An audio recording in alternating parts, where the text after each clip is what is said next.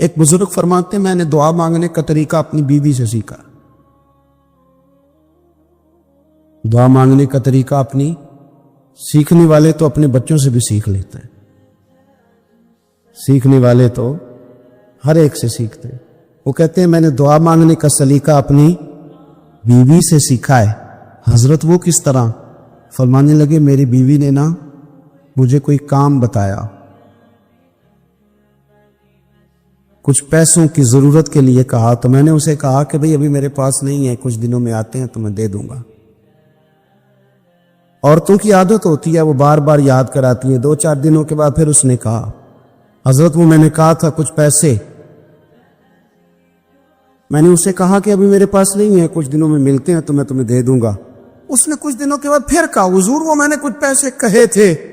فرماتے میں نے ڈانٹ دیا، میں نے کہا کہ کیا تو روز مجھے شرمندہ کرتی ہے؟ کہا نا میرے پاس نہیں ہوں گے تو دے دوں گا، تو روز یاد کراتی ہے.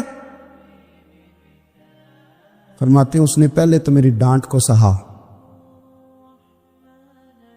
پھر میرے سخت جملوں نے اس کی آنکھوں میں آنسو پیدا کر دیے. پھر اس نے اپنے آنچل میں اپنے اس دکھ کو سمیٹا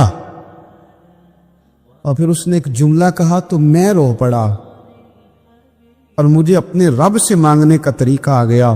مجھے کہنے لگی حضرت جی آپ نے ڈانٹ دیا، میں نے سہ لیا، پر آپ ہی میرے شوہر ہیں، بتائیں نا آپ سے نہ کہوں تو میں کس سے جا کے کہوں؟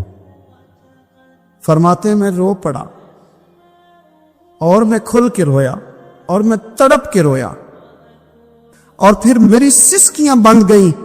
تو مجھے کہنے لگی آپ کو کیا ہوا؟ میں نے کہا مجھے بھی دعا مانگنی آ گئی ہے.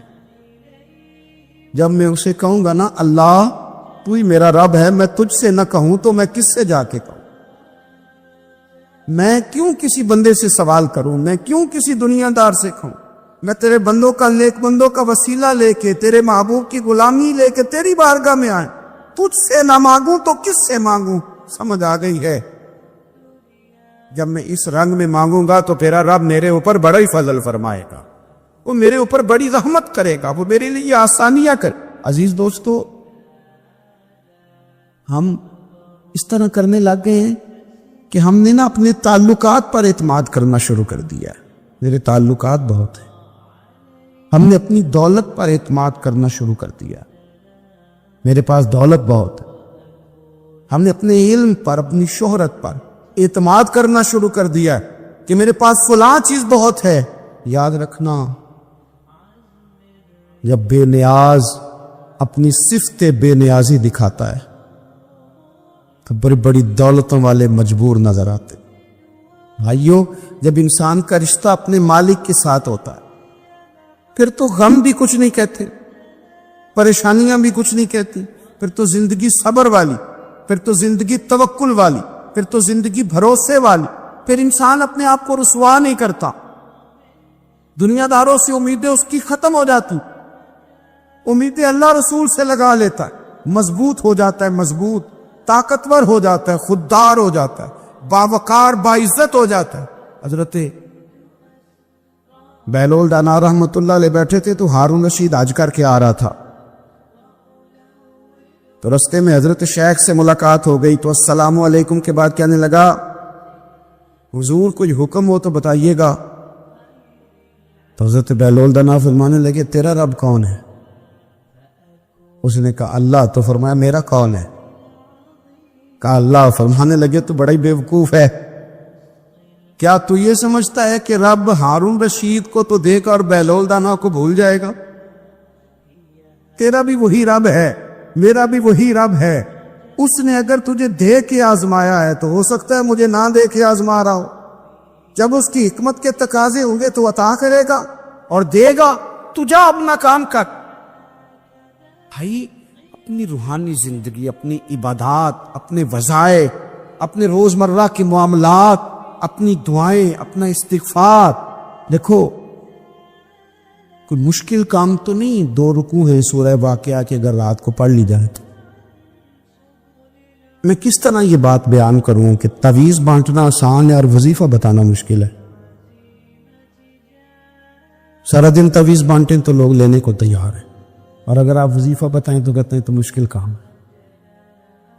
او خدا کے بندے، اگر آپ کا تعلق قرآن پاک کے ساتھ مضبوط ہو، قرآن پاک کے ساتھ اگر آپ کا رشتہ ہو، لوگ سفارشیں ڈھونڈتے ہیں نا دنیا میں، کوئی تعلق مل جائے تو میرا کام ہو جائے۔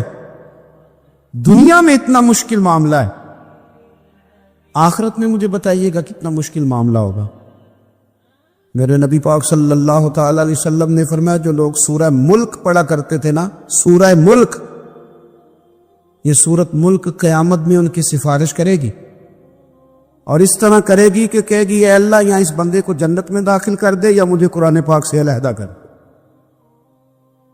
تو رب فرمائے گا جا اس کا دامن تھام کے اسے جنت تک پہنچایا۔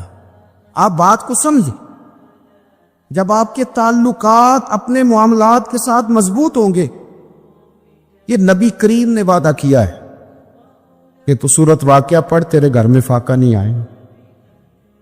حضرت عبداللہ ابن مسعود رضی اللہ تعالیٰ عنہ بیمار تھے تو حضرت عثمان غنی رضی اللہ تعالیٰ عنہ تیمارداری کے لیے تشریف لے گئے اور جا کر کے کہا کہ آپ بڑے بیمار ہیں، آپ کی بیٹیاں زیادہ ہیں، میں چاہتا ہوں کہ خزانے میں سے کچھ مدد کروں۔ تو سیدنا عبداللہ ابن مسعود رضی اللہ تعالیٰ عنہ اٹھ کے بیٹھ گئے اور کہنے لگے امیر المومنین، اللہ آپ کو میری طرف سے، میری بیٹیوں کی طرف سے بہتر صلہ دے، میری بیٹیوں کو کسی خزانے کی ضرورت نہیں، میں نے انہیں خزانہ دے دیا ہے۔ کہا جناب آپ نے کون سا خزانہ دیا ہے، میں آپ کے مالی معاملات کو جانتا ہوں۔ تو فرمانے لگے امیر المومنین، میرے نبی کریم نے فرمایا ہے جو سورت واقعہ پڑھے اسے کبھی فاقہ نہیں آتا، میں نے بیٹیوں کو یاد کرا دی ہے، یہ خزانہ میں نے انہیں دے دیا ہے۔ وہ سارے والدین سنیں جو بیٹیوں کے لیے پریشان رہتے۔ حضرت عبداللہ ابن مسعود نصیحت کر رہے ہیں، فرمانے لگے میں نے سورت واقعہ یاد بھی کرا دی ہے، پڑھنے کی عادت بھی ڈال دی ہے۔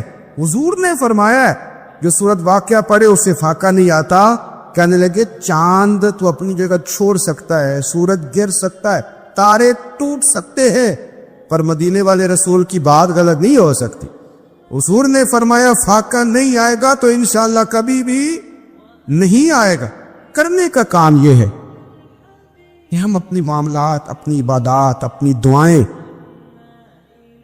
کبھی 10 منٹ عادت ہو جائے نا دعا مانگنے کی علیحدہ سے رات کو۔ حضور نے فرمایا جو فرض نماز کے بعد دعا مانگے اللہ اس کی قبول کر لیتا ہے۔ نبی پاک صلی اللہ تعالی علیہ وسلم نے فرمایا اللہ مسافر کی دعا قبول فرما۔ حضور نے فرمایا اللہ مظلوم کی دعا قبول فرماتا۔ حضور نے فرمایا بیمار سے دعا کراؤ اللہ اس کی دعا قبول فرماتا ہے۔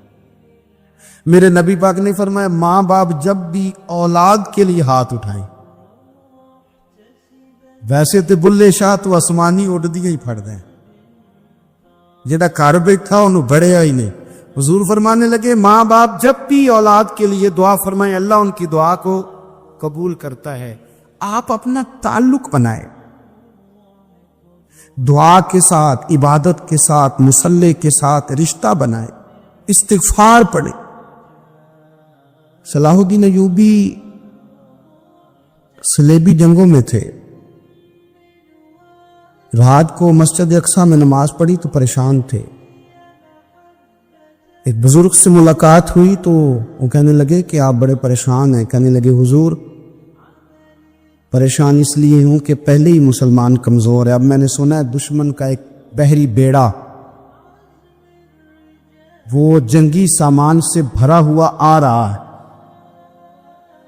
تو اب ان کے پاس اور تلواریں اور نیزے آ جائیں گے، مسلمانوں کے پاس پہلے ہی وسائل کی کمی ہے، پریشان ہو کس طرح کر کے مقابلہ کریں گے۔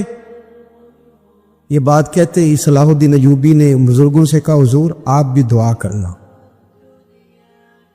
دعا کی بڑی طاقت ہے۔ میرے نبی پاک نے فرمایا دعا مومن کا ہتھیار ہے،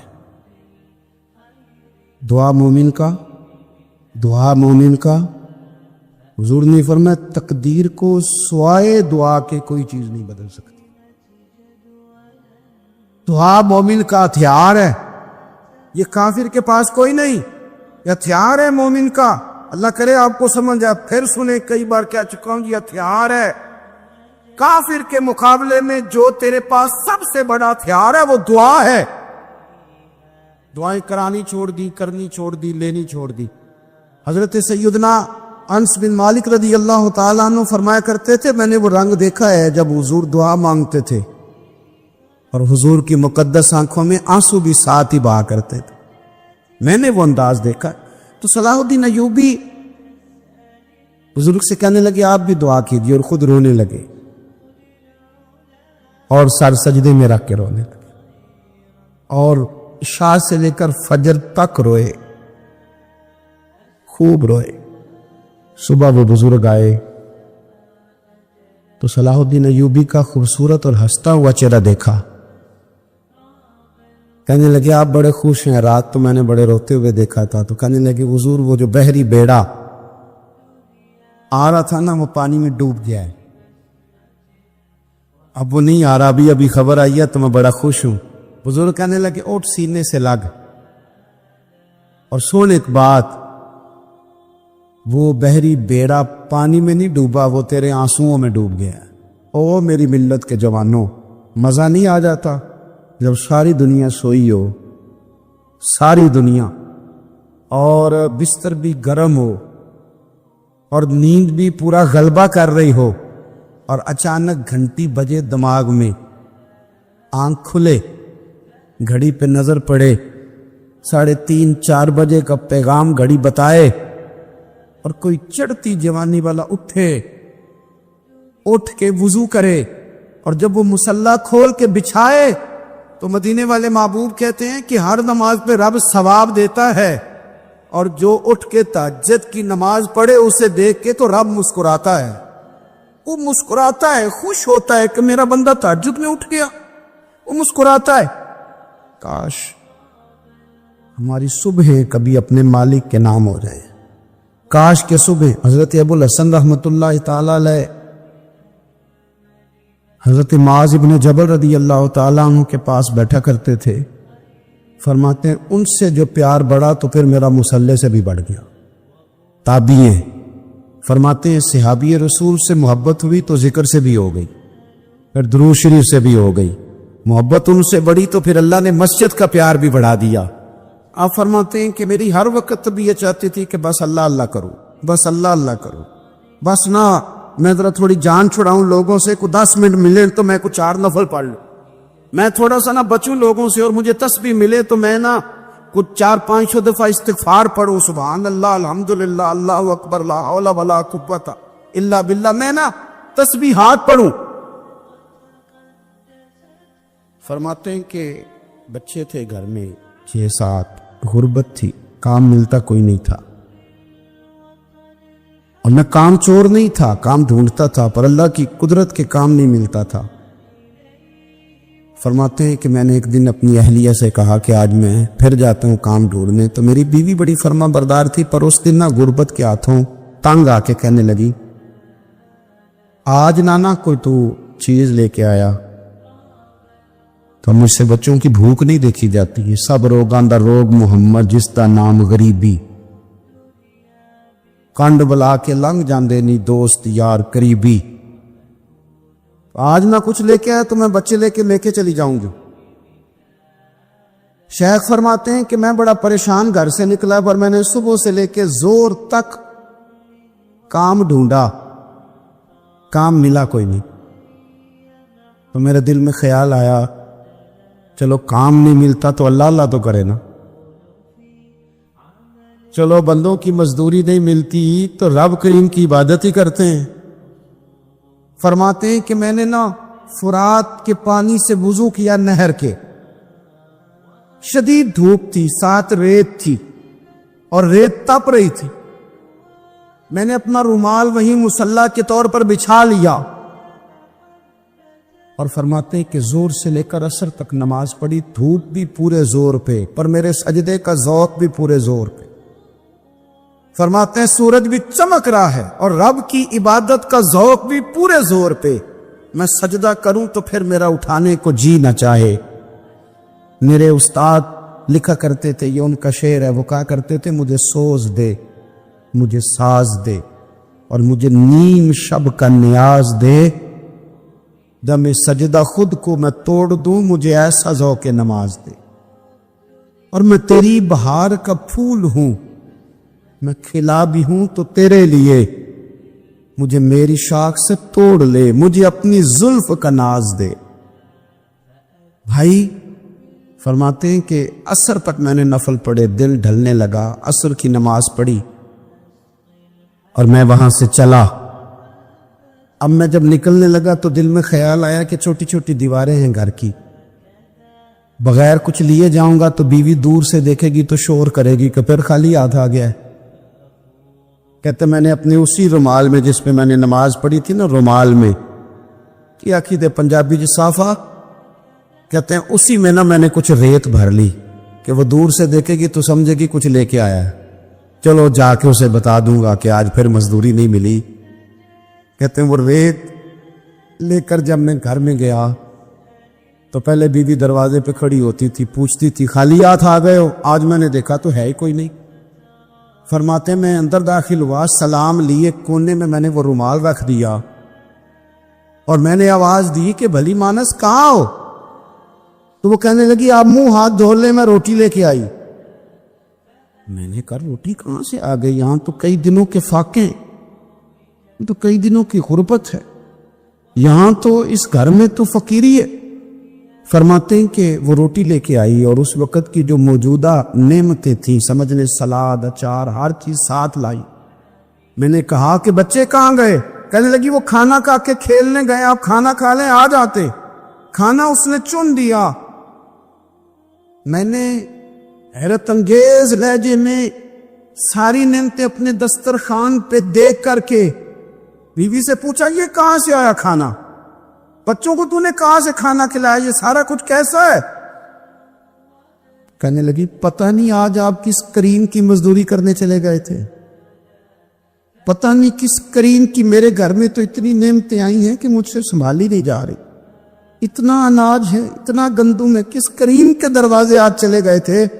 یہ کہتے کہتے وہ اٹھی اور اٹھ کر کے کہنے لگی پہلے ہی بڑا کچھ آیا تھا، اب کیا لے آئے ہو؟ اور جا کر کے نا اس نے وہ ریت والا رومال کھولا، کہنے لگے میں تو لے کے آیا تھا ریت، تو میرے رب نے اسے بھی سونے اور ہیرے بنا دیا تھا۔ جب آپ کی توجہ اللہ کی جانب، میرے نبی پاک صلی اللہ تعالی علیہ وسلم نے فرمایا ہر چیز اپنے رب سے مانگ، ہر چیز مانگ، ہر چیز مانگ۔ یا رسول اللہ کیا کچھ؟ میرے محبوب نے فرمایا تیرے گھر میں نمک بھی ختم ہو جائے تو وہ بھی اپنے رب سے مانگا کر، تو مانگنا وہ تجھے دے گا، تو اس کی بارگاہ میں کشکول طلب دراز تو کرنا۔ اور ترمذی شریف میں عجیب لفظ ہیں، رسول کائنات نے فرمایا، رب کریم فرماتے ہیں جب میرا بندہ ہاتھ اٹھاتا ہے نا تو مجھے حیا آتی ہے کہ میں خالی کیسے لوٹا دوں اس کے۔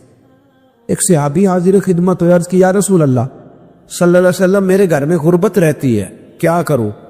نبی پاک علیہ السلام نے فرمایا جب بھی گھر جایا کرنا گھر والوں سے سلام لیا کر، گھر والوں سے کیا کہا کر؟ السلام علیکم، جب بھی گھر جایا۔ یعنی گھر آیا، اب گھر والوں نے بتایا کہ ماچس کی ڈبیا تو لے آؤ، اب یہ دکان کونے پہ تھی گھر والے پہ، وہاں سے ماچس کی ڈبیا لے کے واپس گیا تو کہنے لگا السلام علیکم۔ پھر گھر والوں نے کہا وہ بتانا یاد ہی نہیں رہا چینی بھی ختم ہو گئی ہے، تو یہ پھر گیا چینی لینے، لوٹ کے آیا تو کیا کہا؟ جب اللہ چاہتا ہے تو کہے، جب اللہ کے رسول چاہتے ہیں تو کہے۔ اس کا ترجمہ یہ ہے کہ تو کہہ، تو سلام لے، اللہ رسول چاہ رہے ہیں کہ تو سلام لے تاکہ تیرے گھر میں سلامتیاں ڈال دی جائیں۔ تو فرمایا سلام لینی ہے تو نے، اور ساتھ تو نے اس طرح کرنا ہے کہ 3 دفعہ سورۃ اخلاص کو پڑھنا ہے۔ امام قرطبی نے اس کو لکھا ہے، اس نے کہا حضور غربت بڑی ہے، غربت بڑی ہے تو کہ وظیفہ بتائیں؟ فرمایا جب بھی گھر جاؤ سلام لو اور 3 دفعہ سورۃ اخلاص پڑھو۔ وہ صحابی کہتے ہیں میں پکا ہو گیا۔ اب وہ کچھ دنوں کے بعد، کچھ عرصے کے بعد، کچھ مہینوں کے بعد واپس آئے تو صحابہ کرام علیہم رضوان فرماتے ہماری خواہش تھی کہ یہ کچھ بیان کرے، اب بتائے جو وظیفہ لے کے گیا تھا اس کا رزلٹ کیا نکلا؟ کہتے اس نے بڑی حیرت انگیز بات کی، حیرت انگیز عجیب انداز میں۔ کچھ لوگوں کا دل ہوتا ہے نا کہ مجھے ملے میرے پڑوسی کو نہ ملے، اور کچھ کا دل ہوتا ہے یار مجھے بھی ملا ہے اور الحمدللہ میرے پڑوسی کو ملا ہے۔ تو صحابی جب حاضر ہوئے تو صحابہ کہتے ہیں ہمیں تجسس تھا کہ یہ کچھ بتائیں، تو حضور نے فرمایا کیا حال ہے تیرا؟ کہا یا رسول اللہ کمال ہی ہو گئی ہے، حضور میں جب بھی گھر جاتا ہوں سلام لیتا ہوں اور 3 دفعہ سورۃ اخلاص پڑھتا ہوں، میں تو امیر ہو ہی گیا ہوں، میرے تو ہمسائے بھی امیر ہو گئے۔ کتنا پیارا ہے یہ جملہ، کتنا حسن ہے، اتنا اچھا لفظ کسی اور کے پاس ہے ہی نہیں جو الفاظ ہمیں ہمارے رسول نے عطا فرمایا۔ اس کو اپنائیے، اس کو اپنائیے۔ یہ الگ بات ہے کہ لوگ مطلب کے لیے سلوٹ کر لیتے ہیں بڑا سارا، لیکن مطلب کے لیے نہیں۔ جس کو جانے اس سے بھی سلام لیں، جس مسلمان کو نہیں جانتے اس سے بھی۔ تو نبی پاک نے ہمیں مسنون دعائیں سکھائیں۔ رات کو جب سونے لگے اللہ کے رسول صلی اللہ علیہ وسلم نے ہمیں دعا سکھائی۔ حضور نے فرمایا جب سونے لگو تو مسلم شریف میں فرمایا تم نے یہ دعا پڑھنی، اللہم باسمک اموت و احیا۔ تم نے کہنا اے اللہ میں تیرے نام پر مرتا ہوں اور تیرے نام پر جیتا ہوں۔ نبی پاک صلی اللہ علیہ وسلم نے ایک حدیث میں فرمایا کہ یہ جو نیند ہے نا، یہ موت کی چھوٹی بہن ہے، یہ موت کا ایک حصہ ہے۔ جس طرح انسان سو جائے تو کوئی خبر نہیں ہوتی کیا ہو رہا، بالکل وہ اٹھا ہے تو اس نے کہا ہو یہ کیا ہوا، سو جاتا ہے نا آدمی، اسے خبر نہیں ہوتی، اوہو میں نے تو 11 بجے اٹھنا تھا، یہ تو 3 بج گئے۔ اب اسے خبر نہ رہی۔ سوتے ہوئے لوگ چوری کر لیتے ہیں، بلکہ اس طرح بھی ہوتا ہے کہ آدمی نے گکھڑ اترنا تھا، وہ پنڈی سے آ رہا تھا لیکن وہ سویا ہوا تھا، آنکھ تب کھلی جب کاموں کی آ گیا تھا، اب اس کا اس پر زور ہے۔ تو فرمایا کیا پتا اب تو کھل گئی کاموں کی، جا کے لاہور جا کے کسی جگہ پہنچ کے، تو یہ بھی ممکن ہے کہ کھلے ہی نہ، نیند ہی موت کا سبب بن جائے۔ تو کہہ کے سو کہ یا اللہ تیرے نام پہ سو رہا ہوں۔ اللہ کس نام پہ سو رہا ہوں؟ یار اگر ہم ان دعاؤں کا حسن سمجھے مت، اللہم باسمک اموت و احیا، یا اللہ میں تیرے نام پہ سوتا ہوں اور تیرے نام پر اٹھتا ہوں، گویا کہہ رہا یا اللہ میری نیند بھی تیرے فضل سے ہی ہے، اور اگر آنکھ کھل جائے تو وہ بھی تیرے فضل سے ہی۔ کتنا اعلیٰ نبی پاک علیہ السلام نے انداز سکھایا۔ اور پھر بخاری شریف میں حدیث موجود ہے، فرمایا جب اٹھو تو کہو الحمدللہ الذی احیانا بعد ما اماتنا والیہ النشور۔ فرمایا جب تم سو کے اٹھو تو پھر کہو اے اللہ ساری تعریفیں تیرے لیے، تمام تعریفیں جس نے ہمیں موت کے بعد حیات دی، موت کے بعد فرمایا احیانا بعد ما اماتنا، ہمیں مرنے کے بعد گویا اللہ کا شکر ادا کر کے آنکھ کھول گئی۔ دیکھیں کس طرح اسلام مسلمان کو اللہ کے ساتھ جوڑتا ہے۔ فرمایا شکر کر، آنکھ کھول گئی، کہ یا اللہ تیرا شکر ہے تو نے موت کے بعد ہمیں دوبارہ حیات عطا فرمائی، یہ شکر ادا کرو۔ گویا تم یہ نہ کہنا کہ میں اٹھ گیا ہوں تو میرا کمال ہے، یہ نہ سمجھنا میں اٹھ گیا ہوں تو میں بڑا پابند ہوں، جب میں ارادہ کر لوں کہ میں نے 11 بجے اٹھنا ہے تو پھر میں اٹھ جاتا ہوں۔ یہ نہ کہنا کہ یہ الارم بڑا اچھا ہے، یہ مجھے اٹھا لیتا ہے۔ ذہن کے اندر خیال کر کہ نیند تو موت کی طرح تھی، یہ جو میں اٹھ گیا ہوں تو اپنے رب کے فضل سے اٹھتا ہوں، جو میں اٹھ گیا ہوں، جو ابھی اٹھے وہ تو بول دینا کم از کم کہ میں اپنے رب کے فضل سے اٹھ گیا۔ تو دعا سکھائی۔ پھر دیکھیے نبی پاک صلی اللہ علیہ وسلم نے فرمایا جب تم بیت الخلاء میں جاتے ہو نا، واش روم میں جاتے ہو، تو گندی چیزیں ہوتی ہیں وہاں، شیطان ہوتے ہیں، جنات ہوتے، یہ گندگی پہ ہوتے۔ جب تم واش روم جاؤ، بیت الخلاء جائے، تب بھی دعا مانگو۔ کیا دعا مانگو؟ وہ دعا بھی نبی پاک صلی اللہ علیہ وسلم نے ہمیں تعلیم فرمائی اور بخاری میں ہے، کہا پڑھا کرو اللہم انی اعوذ بک من الخبث والخبائث۔ کہو اے اللہ ناپاک چیزوں سے میں تیری پناہ مانگتا ہوں، وہ نر ہوں یا مادہ ہوں، اللہ میں تیری پناہ مانگ۔ واش روم کے اندر بہت ساری بری چیزیں ہوتی، جوان میری بات پر توجہ فرمائیں، وہاں بہت ساری گندی چیزیں ہوتی۔ انسان کئی دفعہ واش روم میں جاتا ہے، اسے وسوسے زیادہ آتے ہیں، یہ نوٹ کریں میری بات۔ اصل میں نا ہم ڈھونڈ رہے ہیں علاج اپنی بیماریوں کا، حالانکہ علاج تو سارا مدینے والے رسول کے پاس موجود ہے، محبوب کے پاس ساری دوائیاں ہیں۔ تو نبی پاک علیہ السلام دیکھیں نا، انسان واش روم میں جاتا ہے اسے وسوسے آتے، برے خیالات آتے، وہ گناہ کی طرف کئی دفعہ مائل ہوتا ہے، تو کہا تو دعا پڑھ کے جا، اللہم انی اعوذ بک، یا اللہ میں تیری پناہ مانگتا ہوں، من الخبث والخبائث، ہر خبیث اور بری چیز سے میں تیری پناہ مانگتا ہوں، وہ نر ہو یا یار۔ کتنا عظیم دین ہے، کتنا عظیم میرے مصطفیٰ کریم کا وہ والا دین ہے. اصل میں اللہ کرے پی اے پاس بچے کو بیت الخلاء کی دعا بھی یاد ہو جائے, ایسے یاد ہو جائے, اور اس کے ماں باپ سمجھ لے کہ جوان ہو گیا ہے, تو اب ہو سکتا ہے اس کی طرف شیطان حملہ زیادہ کرے, اسے خراب کرنے کی کوشش کرے, تو لہٰذا اسے دعا سکھائی جائے تاکہ اس کو پہلے سے پتا ہو کہ میں نے اس بے ایمان سے بچنا کس طرح سے. اب آپ دیکھیے نبی پاک علیہ الصلوۃ والسلام نے ہمیں دعا سکھائی. مصنف ابن ابی شیبہ میں کون سی دعا؟ واش روم سے نکلنے کی. اللہ اکبر, بڑی زبردست دعا ہے, بڑی زبردست. آپ یقین کریں اس ایک ایک دعا پر ایک ایک پورا بیان ہو سکتا ہے, ایک ایک. یہ اس لیے نہیں میں کہہ رہا کہ میں کوئی عالم فاضل آدمی ہوں, آپ کہیں گے کہ بتا رہے ہیں میں بڑا بڑا لکھا ہوں.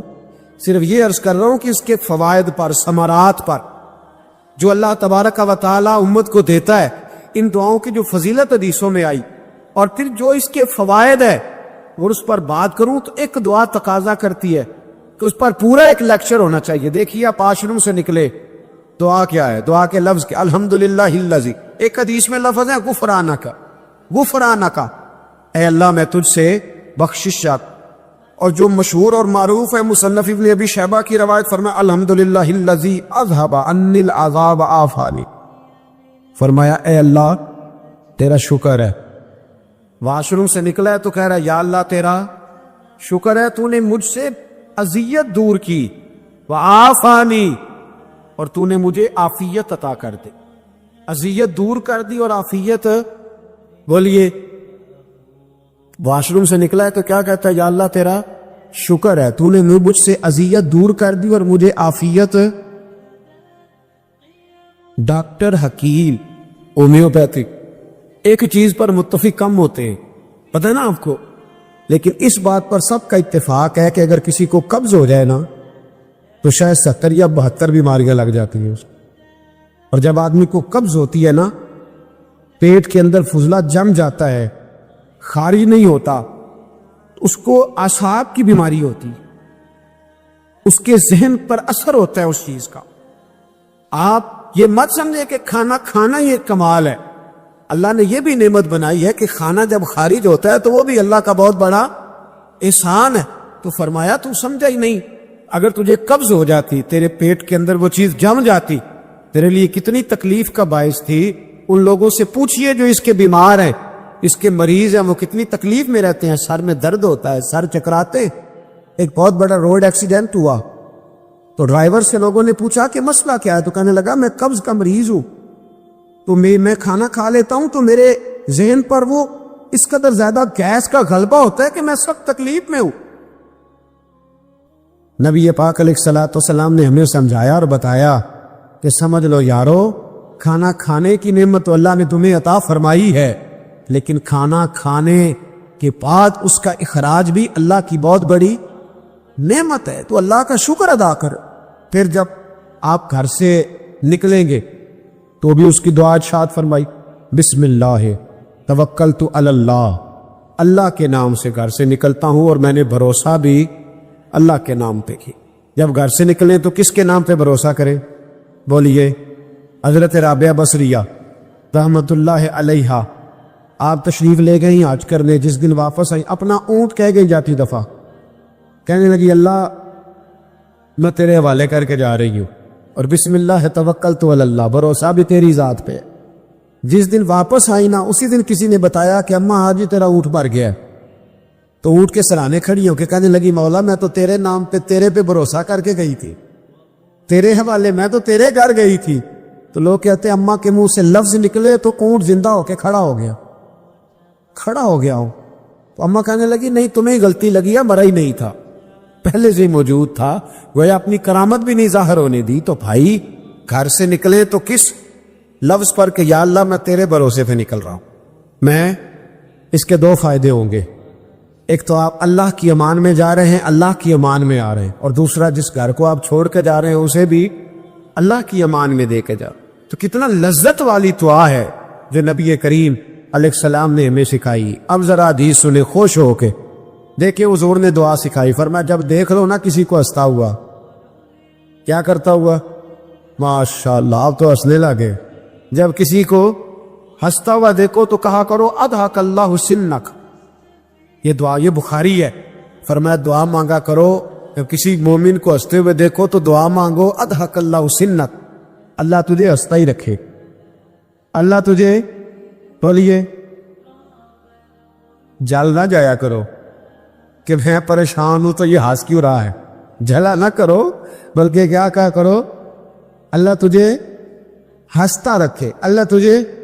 نبی پاک صلی اللہ تعالی علیہ وآلہ وسلم نے فرمایا, ترمذی میں حضرت اسامہ بن زید رضی اللہ تعالیٰ عنہ سے حدیث مروی ہے, حضور نے فرمایا جس نے کسی کے ساتھ احسان کیا اور جس پر احسان کیا, اگر اس نے یہ دعا پڑھ دی نا جزاک اللہ خیرا, تو فرمایا اس نے اللہ کی بھی پوری حمد کر دی اور محسن کا صحیح شکریہ بھی ادا کر دیا. کیا کہنا ہے؟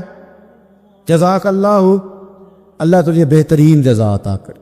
اس کا ترجمہ کیا ہے؟ اللہ تجھے بہترین, کیونکہ حضور فرماتے من لم یشکر اللہ ولم یشکر اللہ, جس نے بندوں کا شکریہ ادا نہیں کیا اس نے اللہ کا بھی شکریہ ادا نہیں کرنا. تو کیا کہنا چاہیے؟ جزاک اللہ خیرک. اور اگر اماں کہتی ہو بچوں کو انگریزی سکھانی ہے تو کیا کہنا ہے؟ پھر شکریہ ادا کرنے میں کیا کہنا ہے؟ Thanks, thank you. او خدا کے اس کا ثواب کتنا ہے؟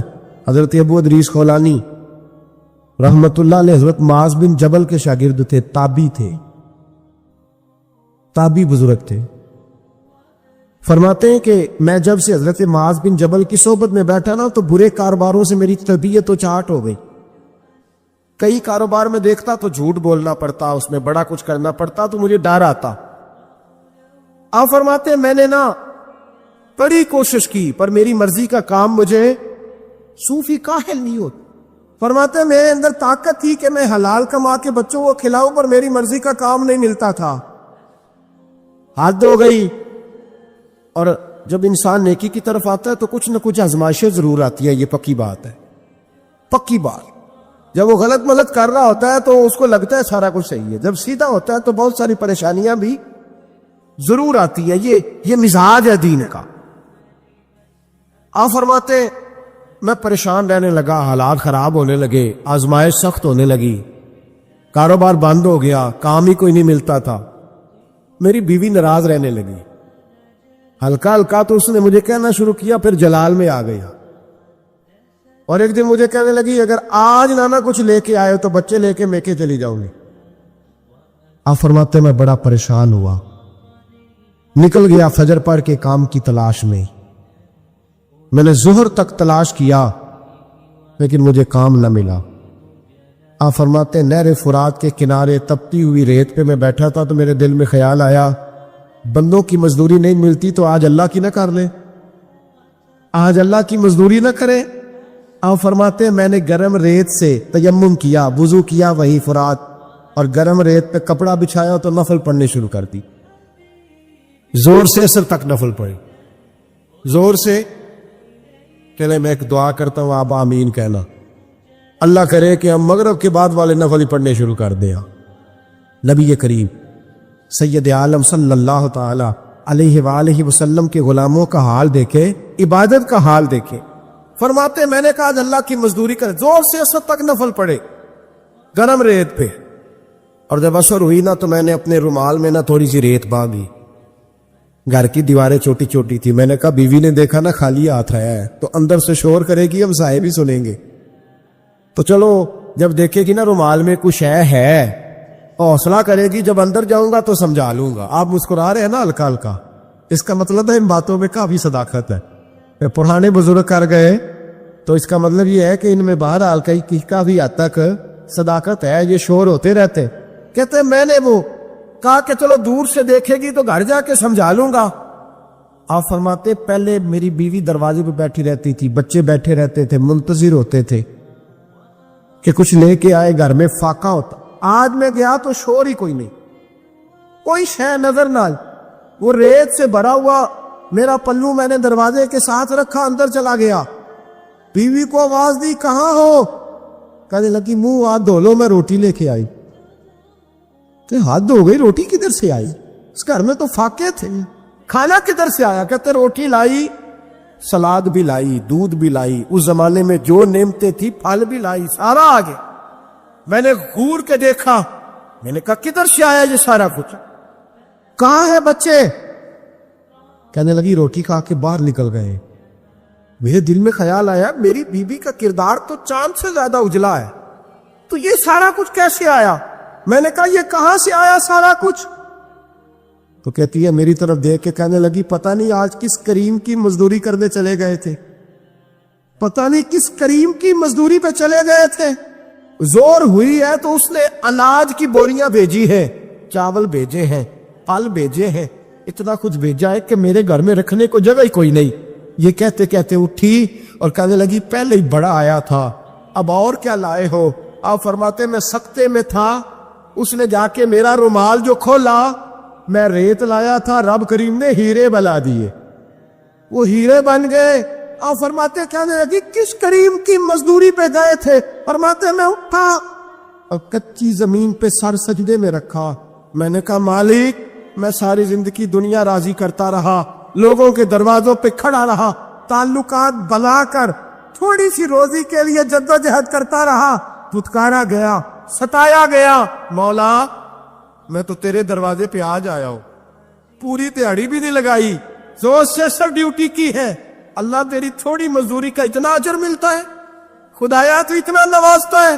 فرمایا اللہ میں محنت بھی کروں گا، کام بھی کروں گا، لیکن دنیا کی مزدوری تھوڑی کروں گا، مالک تیری عبادت زیادہ کروں گا۔ بھائی یاد رکھو ہم ساری زندگی لوگ قبروں میں چلے گئے، مسجد نہیں آئے، قبروں میں الہاکم التکاثر حتی زرتم المقابر، قبر میں جانے کا ٹائم آیا، لوگوں کی نمازیں پڑھتی گئیں اور لوگوں نے نمازیں شروع نہیں، نمازیں پڑھتی، کہیں لے جاؤ، شادی کا موقع ہے تو وہ کراچی جانے کو تیار ہے، لیکن چند فرلانگ پہ مسجد ہے، مسجد جانے کو تیار ہے۔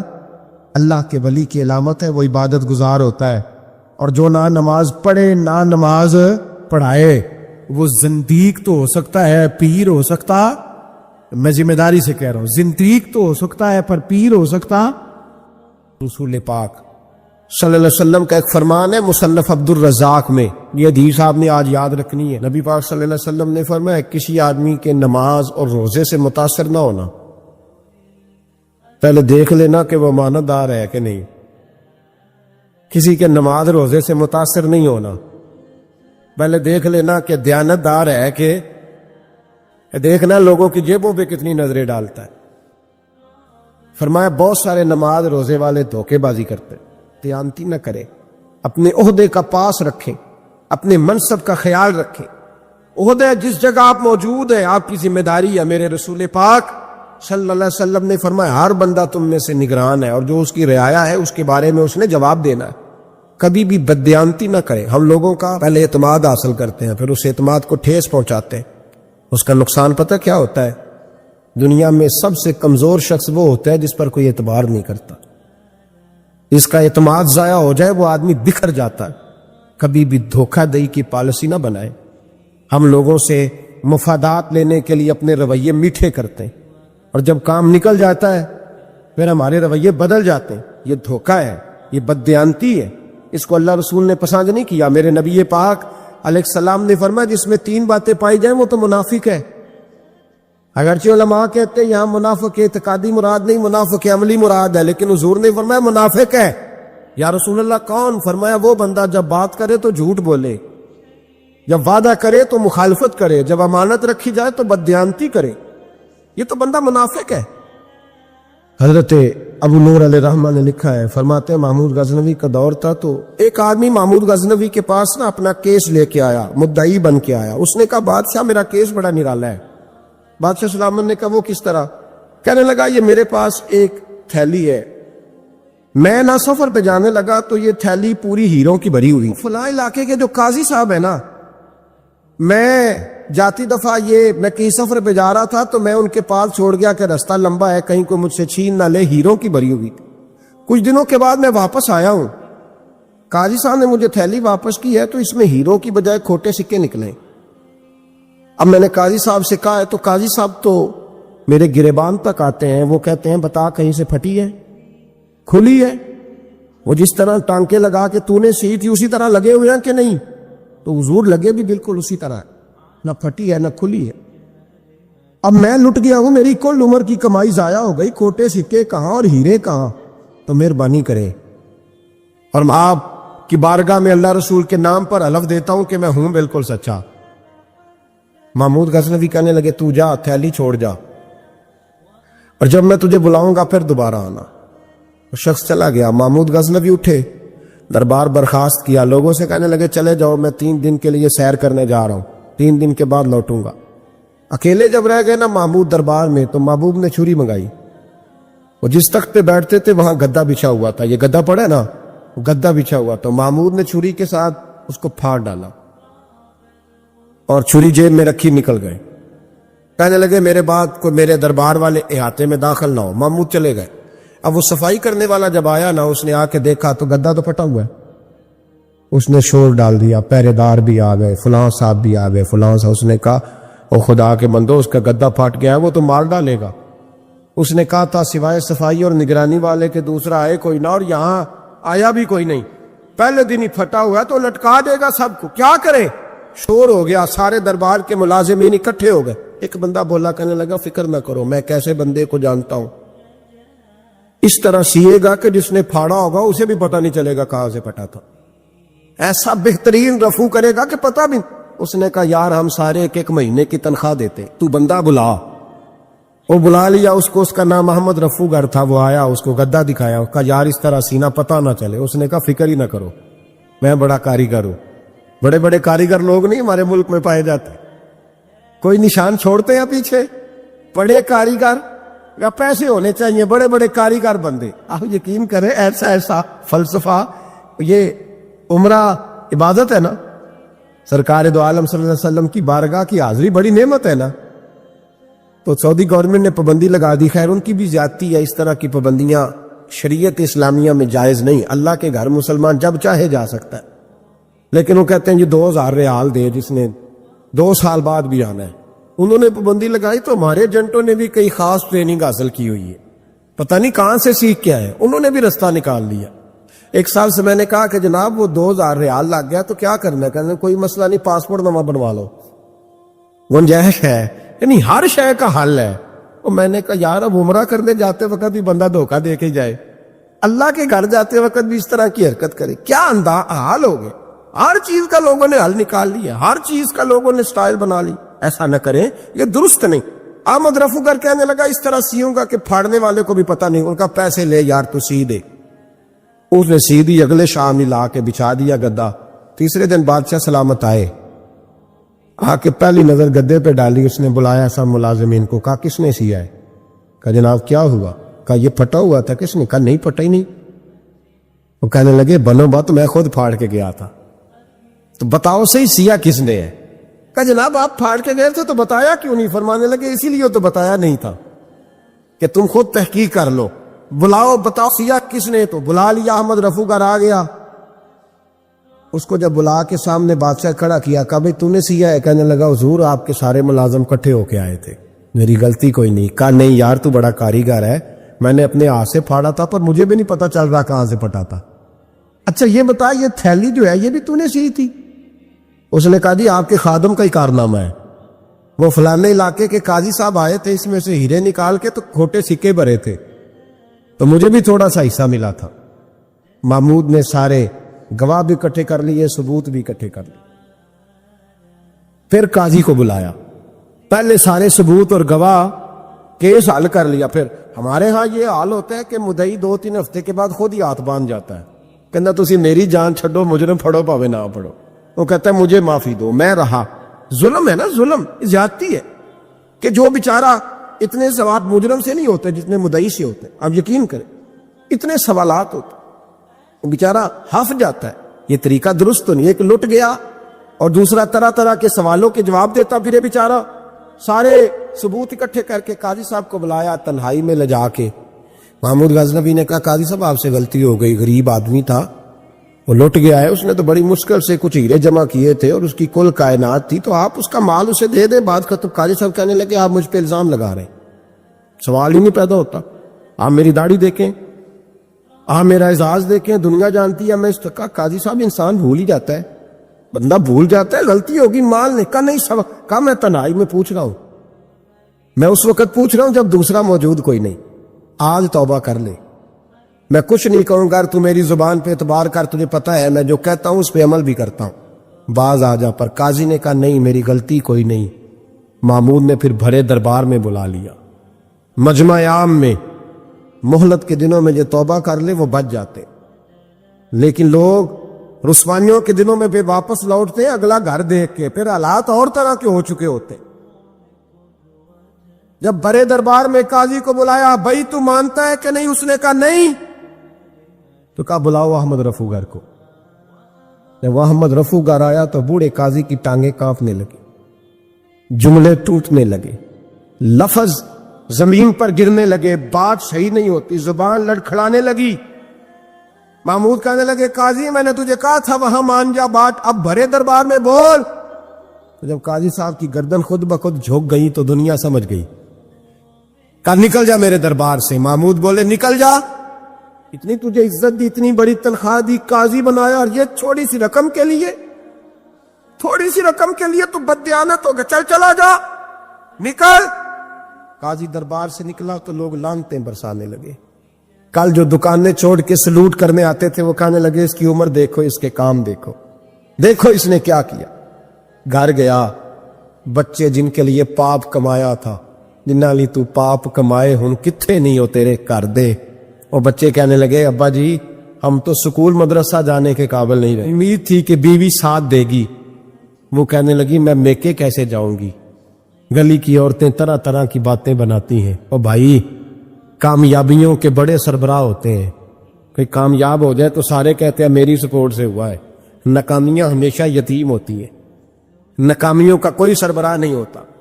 جب تک تو قاضی تھا تو بڑے بات تھی، ہر بندہ کہتا تھا رشتہ دار ہے، رسوائی ہو گئی تو وہ تیری آنکھ ہو یا سنگ ملامت کی چبھن، کون پہنچا ہے میرے درد کی گہرائی تک، دور شہرت میں تو یاروں نے کیا یاد بہت، ساتھ آیا نہ کوئی کوچے رسوائی تک۔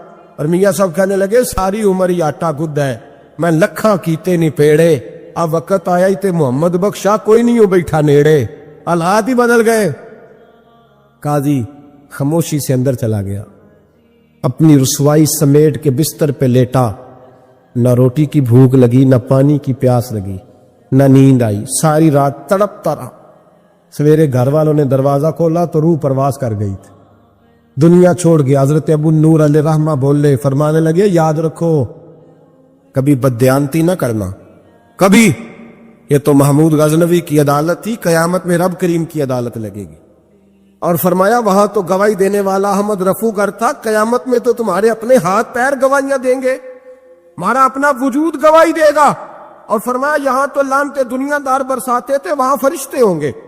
اور قاضی کو تو موت آ گئی تھی، قیامت میں تو دوبارہ موت بھی کوئی نہیں آئے گی، وہاں تو رہنا ہے اور سہنا ہے۔ بددیانتی معاشرے میں، اتنی بددیانتی ہر جگہ، اس معاشرے کا بھی کچھ بنے گا جہاں دوائی بھی خالص نہ ملے، یا دوائی میں بھی بددیانتی ہو، لوگ اپنے بچے کو آکسفورڈ یونیورسٹی میں پڑھانے کے لیے غریبوں کے بچوں کے رگوں میں جو دوائی اتارے وہ بھی 2 نمبر۔ اتنا بڑا بھی کوئی بددیانت معاشرہ ہوتا ہے کہ لوگ یہاں تک دھندا کریں، یہاں تک کہ لوگ لوگوں کی زندگیوں سے کھیل جائیں، اور ہمیں احساس تک نہ ہو کہ کوئی مر جائے گا، کوئی ڈوب جائے گا، کیا بنے گا۔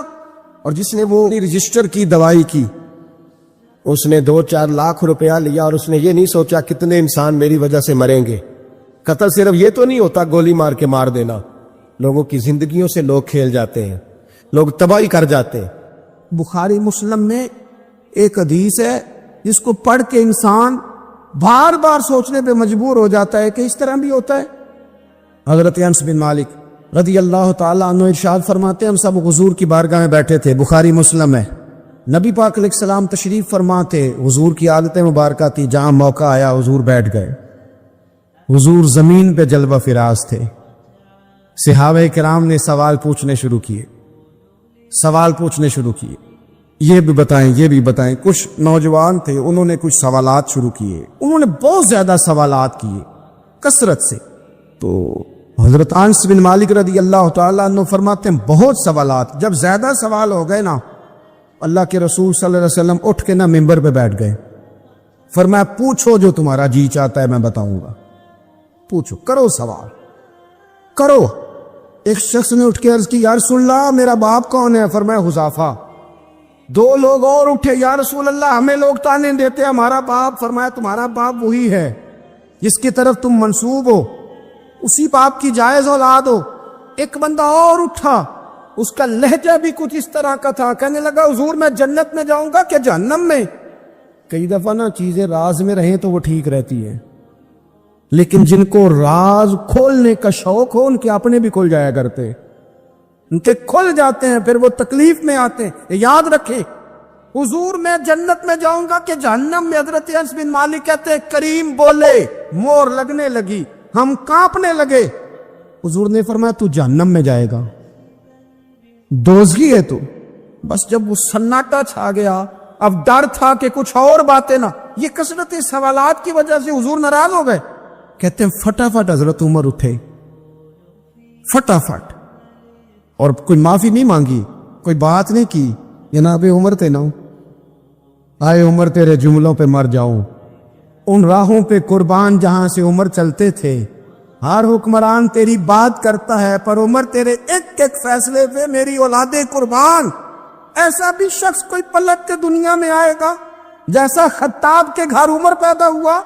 حضرت فاروق اعظم اٹھے، یوں ہاتھ باندھے، رو پڑے، کہنے لگے نہ حضور نہ، رضیت باللہ ربا وبالاسلام دینا وبسیدنا ومولانا محمدا نبیا ورسولا۔ حضور ہم بڑے راضی ہیں کہ اللہ ہمارا رب ہے، سونیا بڑے راضی ہیں کہ دین ہمارا اسلام ہے۔ یا رسول اللہ ہم بڑے راضی ہیں کہ اللہ نے آپ کو ہمارا نبی بنا کے دے دیا ہے۔ حضور بڑے یوں ہاتھ باندھے، نہ ساڈا بولیا چولیا معاف کری، غلطی ہو گئی حضور جوانوں سے، نہیں ایسا حضور، نہ اس سے زیادہ کوئی پردہ نہ کھول جائے کہ رضیت باللہ ربا وبالاسلام دینا وبسیدنا ومولانا محمدا نبیا ورسولا۔